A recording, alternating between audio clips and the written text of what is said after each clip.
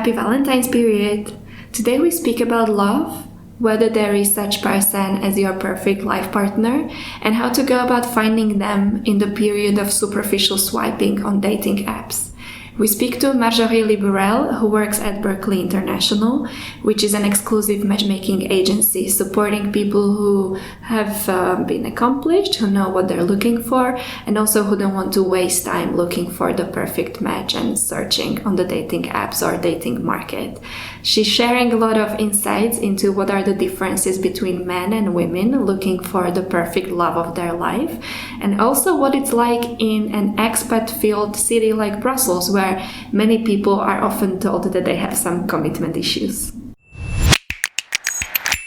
Hi Marjorie, welcome to our podcast. Hi. This is gonna be the most favorite episode for me because we're speaking about love, and you have the coolest job on earth because you help people find their life partner. Absolutely. And their perfect match. So I wonder, what is the value proposition of the company that you work for? Is there such thing as perfect match and love of your life? So I don't know if there's the love of your life living now up to 90 years old, but I can tell you that there's definitely a lifetime partner. One can really help you to find a reliable partner for at least a few decades. Yeah, I believe so.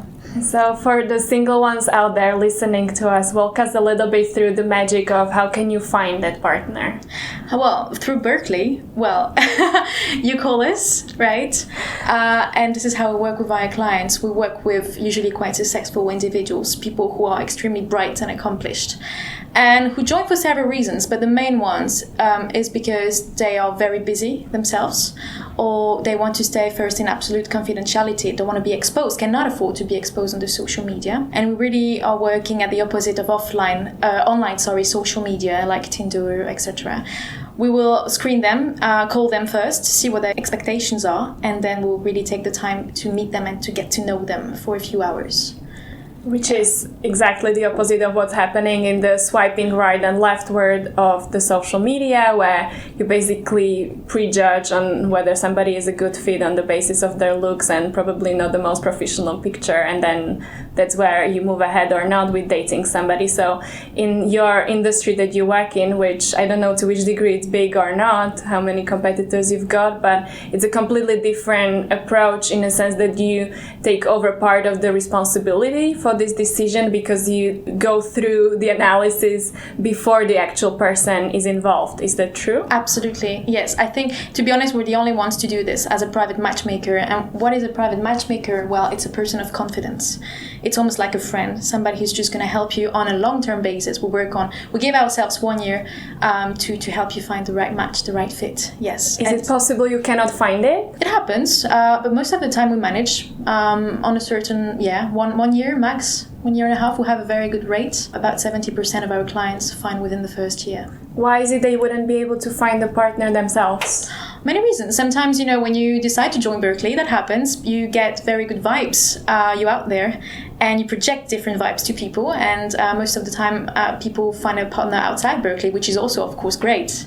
I would say this is the main reason. It's because you shift the mindset, you create this new possibility, you start doing the work on yourself to get to know yourself better, and also probably to understand what kind of partner you're looking for, so you can almost invite that person into your life in a sense. Is that possible? Yeah, I definitely believe that when you make this choice, you put yourself in a different mindset, in a much more positive mindset. You also meet men or women, and you become somehow more seductive, or you work on yourself. And a private matchmaker is also a coach, someone who's going to accompany you throughout the journey. There's ups and downs, not always easy, but we really work as coaches, and we're going to give you feedback if you want to hear it, and how, to get better results. So what are typically the main barriers or the stories that hold us back from finding the partner? That hold us back from finding a partner in life, you mean, without Berkeley? Yes. But for our clients, most of the time it's because really they are extremely busy. They have a huge social network, but they need to renew it because you don't have the same distance, in order to meet someone. If you meet a lot of people through your professional sphere, it's not easy to make the transition. So we're here to help them diversify their social network and meet people they would have never met before, but who are still very much interesting. And so is this a specifics of the Brussels dating scene in a sense, because it's so international and there's all kinds of additional complications to dating because people come from different cultures and sometimes you don't dare to approach somebody as you probably would have been willing to do in your own culture? Or is it the same all over the world because we're speaking love and it's the same process everywhere? I believe it's the same in our modern societies, at least. You know, in the major cities where we have our agencies, which are the main hubs are London, Amsterdam, Paris, and Brussels.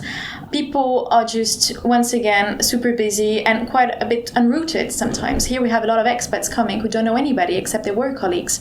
And so it's very difficult for them, to make this transition. And so that's what we hope. For the expats is how it works, And so what is the number one advice you would give to people who don't want to go through a matchmaker, but they are in an intercultural hub like this and they want to expand their network? It's got to be possible without a private matchmaker as well, right? In Absolutely. a city that is packed with events every evening, but still some people would go to the events after work and they still live in a world of it's impossible to find somebody, the people are boring or they are already married or they live in the context of the people out there not being good enough. So what is your advice? What is the coaching that you give to your clients to shift the lens? Do you really think that people think that they're not good enough? Not themselves, the people they meet at the events, that they're not interesting enough. Well, that's how we would intervene. What we do is a careful selection of people who do want to meet a partner as well, because we can talk about that later, but we're not the cheapest on the dating spectrum. And so the filter is, of course, first the price for motivation, right?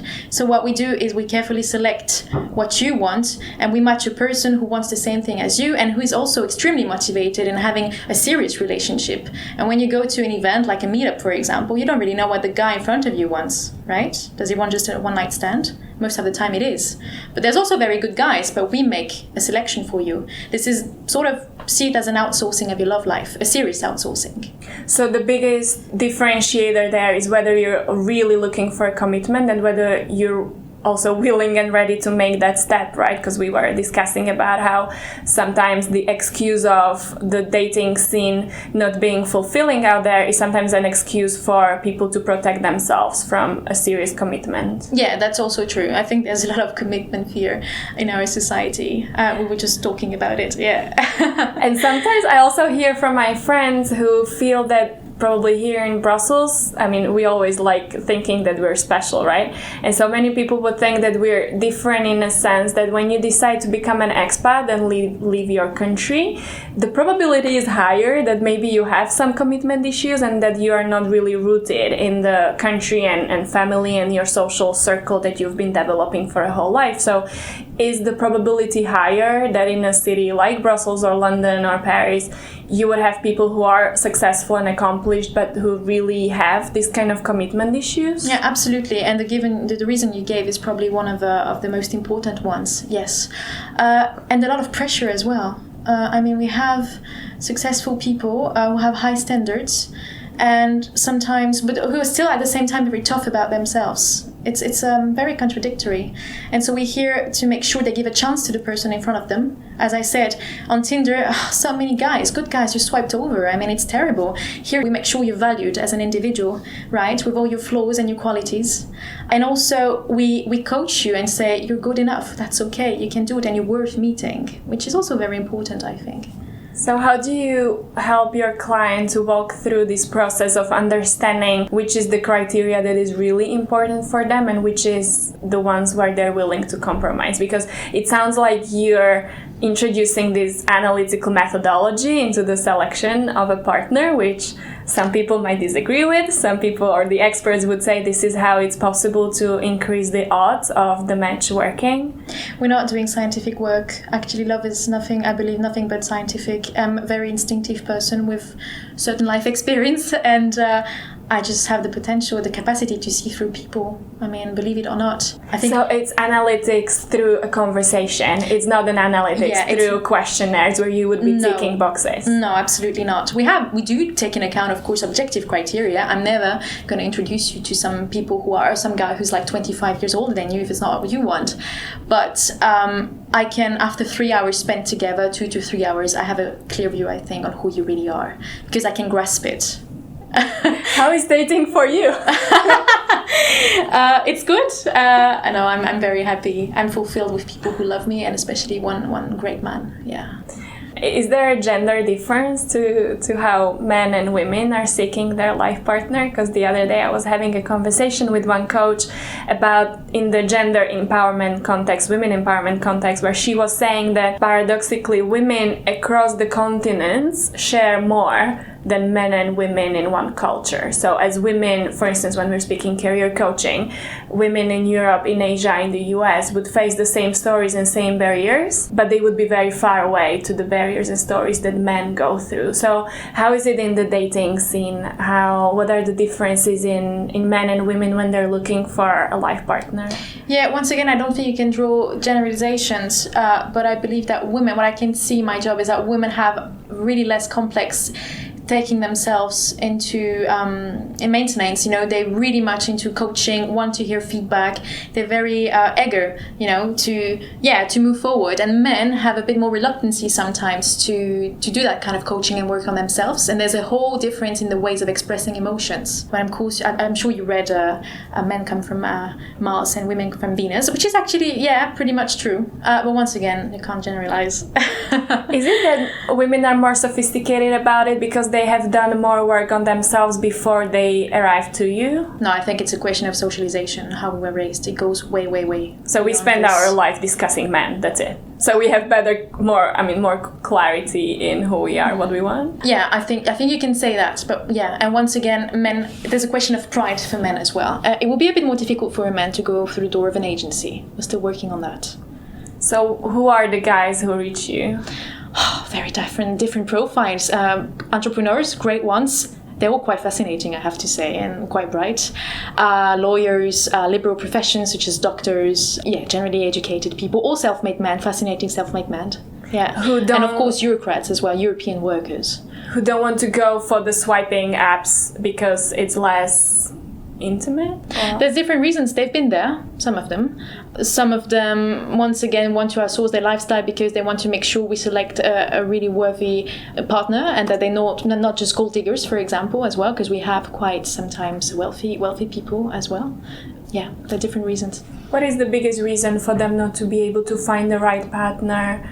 Is it because they're accomplished, as you're saying, and so the people would tend to look at them through this lens of you're rich and successful, and so they want to be seen as somebody else? Or what is it that they're complaining about when they tell you their reasons why they weren't able to find the love of their life? Yeah, so this is for very successful people, sometimes it's the first reason, of course, to avoid people who are just going to take advantage of their image and their success, but also people who just are disappointed about love and who need advice and guidance. I think this is the main reason, the common ground, guidance through love life. And this is what we do with a lot of care and heart, because we're a very small structure and we know personally all of our clients. And so how far do you accompany them in their relationship? When is it that your service stops? Well, I'm always available for my clients if they want to discuss. We function on appointments because it's easier for everyone.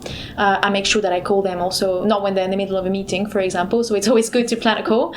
And do you want to know how we proceed, perhaps? Like once they're already dating, is there a moment when they say we cut you off because we're already sure that this relationship is on, or is there like a probation period of the relationship when they're still? For us, we consider a success when it's after 3 months. Yes, and we had a few successes so far.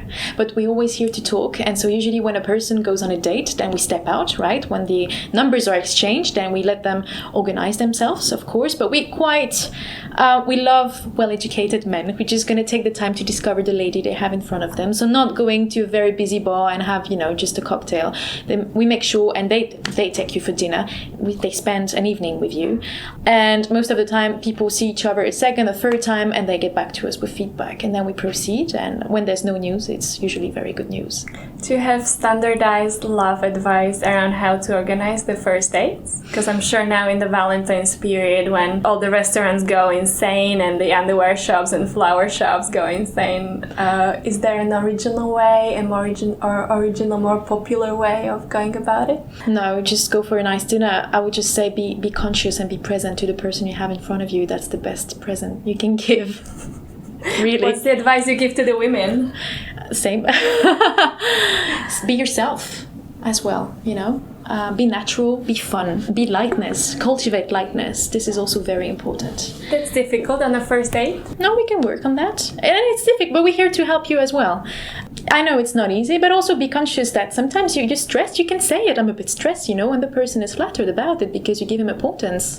There's nothing wrong with being stressed. It's okay, we're humans. What about the generational differences? I would assume or guess that it's more senior people coming to you. No, not necessarily. No, we've got... It can be busy startups, busy Absolutely. artists, busy... So people who are younger but who just haven't prioritized relationship seeking. Yeah. I mean, my youngest customer is 28. The oldest is 73. So we have a wide range of ages. And it's great to see that love is possible at any age. So I'm not scared of getting old. When I see people getting together at 70, that's wonderful. But most of our clients are aged between 35 and 55.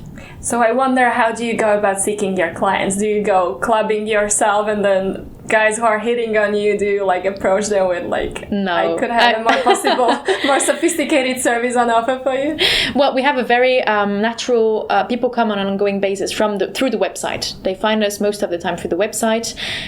And then I do a lot of networking, absolutely. And when I see, interesting people, I always tell them about our services who are single. But most of the time it's a natural demand that comes from themselves. Yeah, we have quite a good SEO. It's easy to find us online. And so what is the link, because we were discussing the professional success in relation to the relationships, what is the link between a successful love life and successful professional life? Well, I really believe that you need to feel loved in order to vibrate and be successful in your professional life. Love is important for all aspects of life. It makes you shine, it makes you work well. And you give it back, you give it to everyone around you, your boss or your neighbors, your friends and your partner. This is, I guess, what stays the same for all centuries. Yeah, it's a solid foundation. It's the foundation of everything. You can find love in many aspects, of course, but nothing equals a partner. And I can say it from the heart. What's the future of dating? It's a very good question. I think there's not a single future. I think we are one of the futures possible. But there's also, I'm not here to destroy Tinder. There's great couples. I have this couple of friends. I told you, she just got pregnant. So there's many futures. But we're here because I think there is a demand for discretion and highly personalized service. Value individuals is really what matters and what is needed and what is lacking in social media. Is there a possibility to recreate it for people who cannot afford this kind of service? Sorry, say that again? Recreate the personalized, intimate, values-based dating world. How can you recreate it for people who cannot afford the exclusive matchmaking? Yeah. The city is packed with powerful individuals who just don't have the budget for going for this kind of service, but they would still have they would want to have a beautiful experience of meeting a person who looks through their looks and looks for true pure love without being judged based on your physical appearance, etc. Yeah, well, you just have to make more work. You have to give it for a lot of energy, that's for sure. You spend a lot of time, screening yourself and doing the selection. Yeah, that's but it's still possible. Of course, it's just going to take you more time. Our service could avoid you disappointments. Yeah. Because you're outsourcing the first phases. Yeah, we only have people who are highly motivated, and who are going to match your social backgrounds and your aspirations and your wishes. We're always thinking twice, okay? I have Lucia in front of me. This is what she wants. And I have another partner, and we're thinking dual all the time. So it has more chances of succeeding. What kind of profiles are you missing in your database? The people who are listening to us, I'm like, I would want the listeners to be able to find themselves in the world of the matchmakers and tell to themselves, like, I'm this age, I'm this profession. If I go to you guys, you have dozens of guys, if I'm a woman or whoever you're dating, dozens of potential candidates to hook me up with. Yeah, no, it's a very good question. We're looking for all kind of profiles because we have very diverse demands, as I said, but some 30 years old women and men, sensitive, conscious about the world, with values, and spiritual, so that's a good thing. Yeah, would be very nice. From all nationalities. Yeah. So those who are above 30 should feel already off the market, not as marketable. What do you mean? If you're above 30 years of age. Oh, no, absolutely. As I said, it can go up to 73, 75, even But after 30 that. is the best age. In their 30s, even 40. No, yeah. There's no age, and that's what's great about it. Yes. Just anybody who has good intentions. What's your last piece of wisdom? Love yourself. This is crucial to advance, and we help you we provide you this love as well, because we are both, Miriam and I, passionate about what we do. We really know and take care of our clients, but love yourself as well in order to advance in life. And it's not easy. It's a journey, as I say. There's ups and downs, so it needs self-love and courage.